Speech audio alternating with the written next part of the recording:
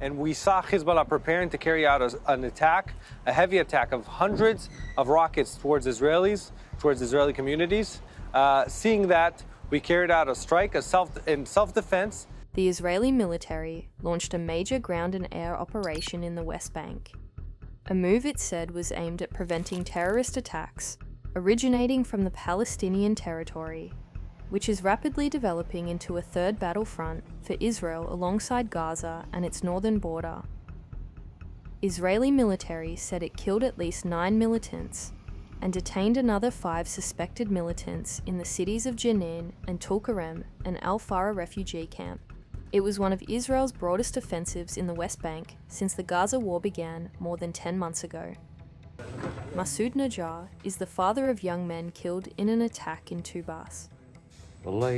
He said there was a surprise raid in his neighborhood, and when opening his front door, it felt like something came down on him from the sky.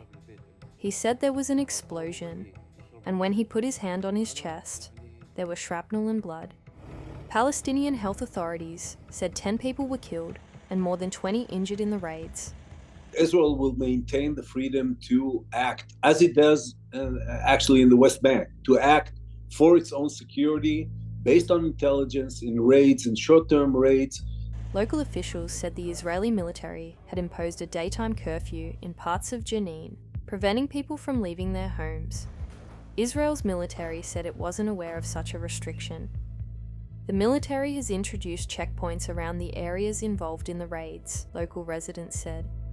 We need to operate to remove immediate terror threats in real time, said Israeli military spokesman Nadav Shoshani, who said some 150 shooting and explosive attacks had originated from the West Bank in the past year. It will reach a boiling point, Ofer Sheila, a military analyst, said of the broader situation in the West Bank. The Palestinian Health Ministry said a total of 660 Palestinians have been killed in the West Bank and East Jerusalem since the war in Gaza started in October, not distinguishing between civilians and combatants. The United Nations says some 600 people have died in violence in the territory, parts of which are under Israeli occupation and parts are administered by the Palestinian Authority.